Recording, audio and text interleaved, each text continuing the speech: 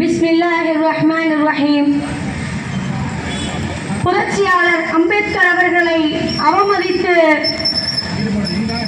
சட்டத்திற்கு புறம்பாக பேசிய ஒன்றிய அமைச்சர் அமித்ஷாவை பதவி நீக்கம் செய்ய கோரி மனிதநேய மக்கள் கட்சியின் சார்பில் நடைபெற்றுக் கொண்டிருக்கக்கூடிய இந்த கண்டன ஆர்ப்பாட்டத்திலே கலந்து கொண்டிருக்கக்கூடிய உங்கள் அத்துணை பேருக்கும் இறைவனின் சலாத்தை தெரிவித்துக் கொண்டு ஆரம்பம் செய்கிறேன். அஸ்ஸலாமு அலைக்கும் வரஹ்மத்துல்லாஹி வபரகாத்துஹு.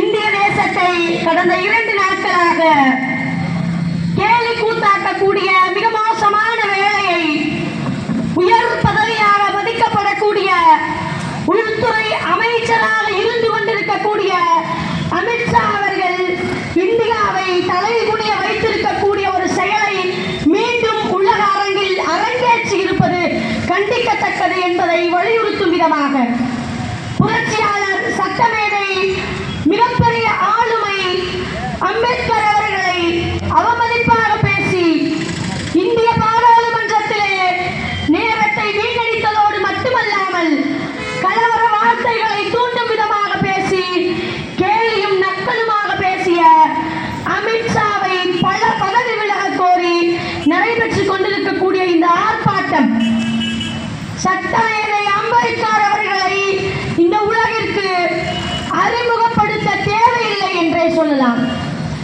இந்திய தேசம் இனம், மதம், மொழி என அனைத்திலும் வேறுபட்டு இருந்தாலும் இந்திய நாடு இன்றைக்கு இந்திய தேசமாக உலக அளவில் தலை நிமிர்ந்து நிற்கிறது என்றால் அதற்கு மிகப்பெரிய காரணம் இந்திய அரசியலமைப்பு சட்டம். இந்த அரசியலமைப்பு சட்டத்தை இயற்றி அதை அழகிய முறையிலே வடிவமைத்து இந்திய நாட்டிற்காக கொடுத்த அண்ணல் அம்பேத்கர் இந்தியாவை இந்திய நாடாக இன்றைக்கு மாற்றி இருக்கிறார். அது மட்டுமல்ல, இந்தியன் கான்ஸ்டிடியூஷன் இன்றைக்கு சொல்லக்கூடிய வார்த்தை என்ன? ஈக்குவாலிட்டி, லிபர்ட்டி, எல்லா இடங்களிலும் அனைத்து மக்களையும் எந்த மொழி, இனம், மதமாக இருந்தாலும் அனைவரையும் ஒரு தாய் மக்களாக பார்க்கக்கூடிய ஒற்றுமை உணர்வை தூண்டக்கூடிய வார்த்தை இன்னைக்கு இந்திய அரசமைப்பு சட்டம் பேசுகிறது. இதையெல்லாம் செய்து காட்டிய மிகப்பெரிய ஆளுமை சட்டமேதை அண்ணல் அம்பேத்கர் அவர்களை பாஜக எப்பொழுதுமே பார்க்கக்கூடிய பார்வை பாசிச பார்வையாக இருக்கிறது. எந்த அளவிற்கு பாசிசத்தோடு பார்க்கிறார்கள். இன்னைக்கு இந்திய தேசம் மட்டுமல்ல, உலகமே கொண்டாடக்கூடிய ஒரு மனிதர், ஒரு மிகச்சிறந்த ஒரு ஆளுமை, அவரை இந்தியாவுக்குள்ளே இருக்கக்கூடிய ஒன்றிய அரசு பார்க்கக்கூடிய பார்வை வித்தியாசப்படுகிறது என்றால் யாருக்கு பார்வையில குறைபாடு? மத்தியில் ஆளக்கூடிய பிஜேபியினுடைய பார்வை குறைபாடாக இருக்கிறது. காரணம், சட்டமேதை அண்ணல் அம்பேத்கர் ஒரு டெமான்ஸ்ட்ரேஷனான ஒரு லைஃப் ஸ்டைலை வாழ்ந்து காட்டிவிட்டு சொல்லிவிட்டு மக்களுக்கு எட்டி வைத்துவிட்டு செல்லவில்லை, வாழ்ந்து காட்டிவிட்டு சென்றிருக்கிறார். சட்டத்தை இயற்றி கையில் கொடுத்து விட்டு போகவில்லை, வாழ்ந்து காட்டிய வரலாற்றை அண்ணல் அம்பேத்கர் படைத்திருக்கிறார் என்றே சொல்லலாம். ஏன் அவரை எதிர்க்கிறார்கள்? அவருடைய கோட்பாட்டை, குறிப்பாக அரசமைப்பு சட்டத்தை மாற்றி, சனாதனத்தை மாற்றி, பாசிசத்தை இந்திய தேசத்திலே நுழைவிக்க வேண்டிய ஒரு கட்டாயத்திலே பிஜேபியினுடைய அஜெண்டா இன்னைக்கு இருந்து கொண்டிருக்கிறது. அரசமைப்பு சட்டம் மாற்றணும், மனுஸ்மிருதி இன்னைக்கு இந்தியாவுக்குள்ள வந்தா ஒட்டுமொத்த இந்தியாவும் பிஜேபியினுடைய கரத்திலே ஒப்படைக்கப்படும் என்கின்ற ஒரு சூழலை இன்னைக்கு இந்தியாவிலே உருவாக்குவதற்காக இன்னைக்கு நிலைமை மாறி இருக்கிறது. இந்த நிலையில தான் கடந்த 2 நாட்களுக்கு முன்னாடி அமித்ஷா பேசிய வார்த்தைகளினுடைய வெளிப்பாடு இவ்வளவு நாள் அவர்களுடைய உள்ளத்திலே இருந்த அத்தனை விஷத்தையும் வன்மத்தையும் கட்டிய ஒரு காட்சியாக பார்க்கிறோம். நாடே கொந்தளிக்குது.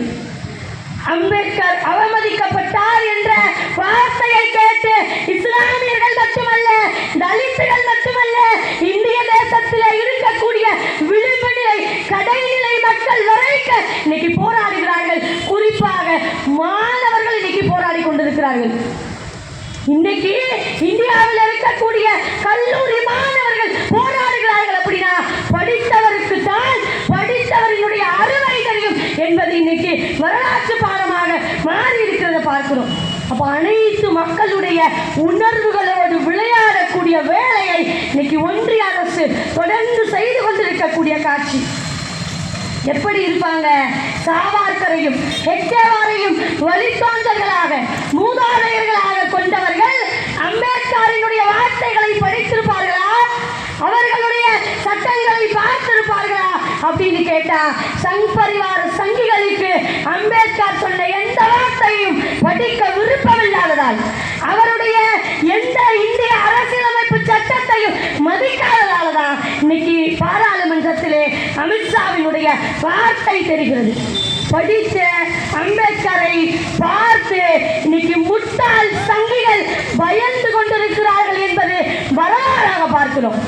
ஏன்னா படித்த அம்பேத்கராக படிக்கக்கூடிய அத்தனை மக்களுக்கும் படிப்பை வெறும் உயர்ஜாதி மக்களுக்கான ஒன்றாக மட்டும் அம்பேத்கர் கொடுத்து விட்டு செல்லவில்லை.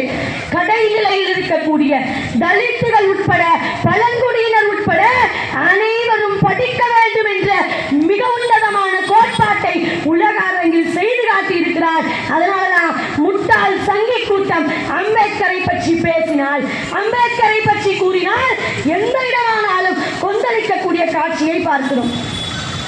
சரி, பேசிட்டீங்க. பாராளுமன்றத்தில் பேசின காட்சிகளை பார்த்தோம். பேசிட்டு அமித்ஷா பல்டி அடிக்கிறார். அது பேசுனது நான் இல்லப்பா, ஏஐ மூலமாக திருத்தி விட்டார்கள். எவ்வளவு மோசமான வார்த்தை! கடந்த சில வருடங்களுக்கு முன்னாடி பிஜேபியினுடைய இன்னொரு அதிபுத்திசாலி ஹெச் ராஜா சொன்னாரே, இது நான் போட்டதில்ல, என் அட்மின் போட்டது. அப்படி அந்தர் பல்டி அடித்த அதே வேலையை இன்னைக்கு உள்துறை அமைச்சர் பதவியில் இருந்து கொண்டு செய்கிறார். அது நான் இல்லப்பா, ஏஐ பண்ண வேலை. லைவ்ல ஓடுது, பாராளுமன்றத்தினுடைய நிகழ்வுகள் லைவ்ல ஓடுது, வீடியோக்கள் எல்லாம் ஆதாரங்களாக இருக்குது, எல்லாவற்றையும் பார்க்கிறோம். அது நான் இல்ல, ஏஐன்னு சொல்லி தப்பிக்கக்கூடிய மிக கேவலமான வேலை இன்னைக்கு அரங்கேறி கொண்டிருக்கிறது. சரி, என்னதான் பேசினாரு? மக்களுக்கு போய் சேரணுமா இல்லையா? என்ன பேசினார் பாராளுமன்றத்தில் பார்த்தா, அம்பேத்கர் அம்பேத்கர் அம்பேத்கர் சொல்லாதீங்க, அவருடைய பெயரை சொல்வதற்கு பதிலாக கடவுளுடைய பெயரை சொன்னா நீங்க சொர்க்கத்துக்கு போயிருவீங்கன்னு சொல்றாரே.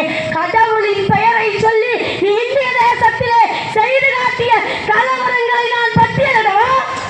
கடவுளுடைய பெயரை வைத்து இந்தியாவில் எத்தனை கொலைகளை நீ செய்து காட்டினாய் நான் எடுத்து காட்டவா? கடவுளுடைய பெயரை சொல்லி சொர்க்கத்துக்குள்ள இன்னைக்கு இந்திய தேசத்தை நரகமாக்கி கொண்டிருக்கக்கூடிய, கலவரக்காராய் மாற்றி கொண்டிருக்கக்கூடிய ஒரு பாரதூரமான செயலை இன்னைக்கு ஒன்றிய அரசு செய்யுது. உள்துறை அமைச்சர் பதவியில இருந்து கொண்டு தடிபார்னு சொல்லப்படக்கூடிய அமித்ஷா தொடர்ந்து இந்த வேலையை செய்கிறார். நான் சொன்ன வார்த்தை இல்ல, தடிபார் என்ற வார்த்தை நான் சொன்ன வார்த்தை இல்ல, உயர் நீதிமன்றம் சொன்ன வார்த்தை. போலி என்கவுண்டர் குற்றவாளி, பகிரங்க குற்றவாளி, 3000 முஸ்லிம்களை கொலை செய்த அப்பட்டமான குற்றவாளி, ஒரு கிரிமினல் இன்னைக்கு பார்லிமெண்ட்ல உட்கார்ந்துக்கிட்டு என்ன பேசினாலும் மக்கள் கேட்பாங்க, என்ன பேசினாலும் மக்கள் எதுவும் பேச மாட்டாங்கன்னு பேசிக் கொண்டிருக்கிறாயே, நீ அப்பட்டமான குற்றவாளி இன்னைக்கு எல்லா நிலை மக்களுக்கும் தெரிந்து கொண்டுதான் இருக்கிறது அப்படின்றத நாங்கள் பார்த்து கொண்டிருக்கிறோம். கடவுளுடைய பெயரை சொல்லி எத்தனை ரத யாத்திரைகள், எத்தனை கலவர பூமிகள், எத்தனை பெண்களுடைய கற்புகள் சூறையாடப்பட்டிருக்கக்கூடிய காட்சி. அப்ப கடவுளோட பேரை சொன்னா சொர்க்கத்துக்கு போலான்னு சொல்றியே, நீ காட்ட போற சொர்க்கம் அதுதானா? இந்தியாவை சுடுகாடாக்கி நீ எந்த சொர்க்கத்துக்கு போற? பதில் சொல்லணுமா வேண்டாமா?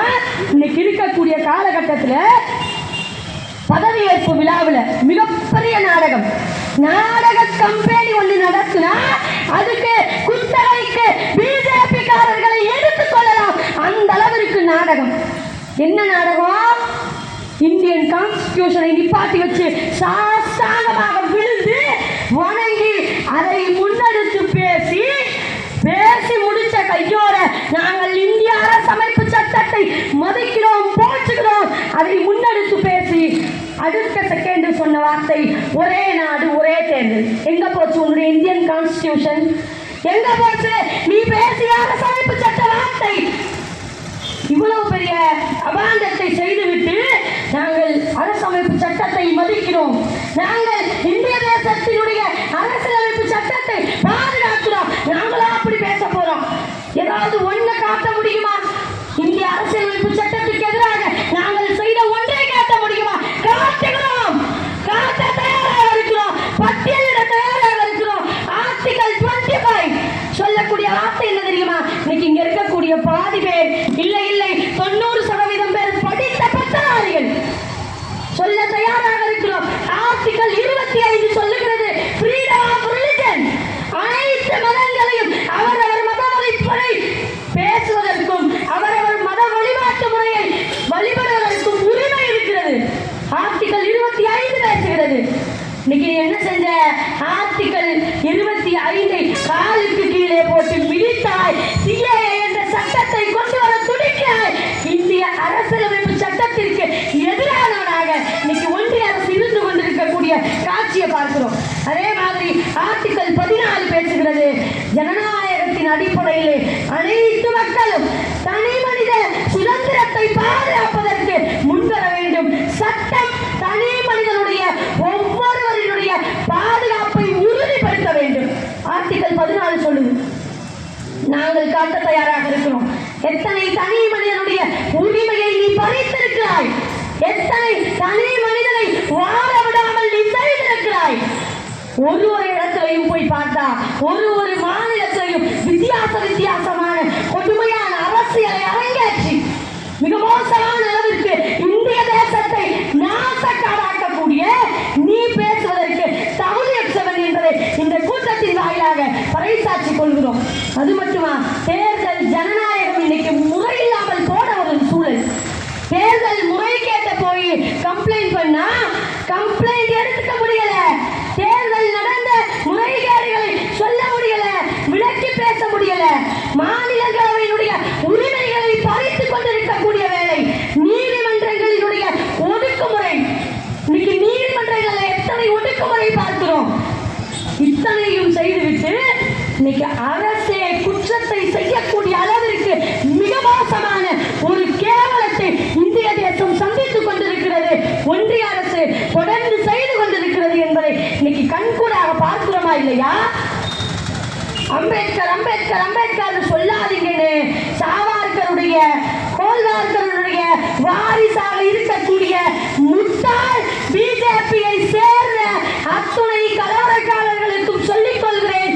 நான் ஒரு முறை 2 முறை 100 முறை 1000 முறை அல்ல, லட்சம் முறை சொல்வோம். இந்திய தேசத்தினுடைய மக்கள் அத்தனை பேரும் உறக்க சொல்வார்கள்.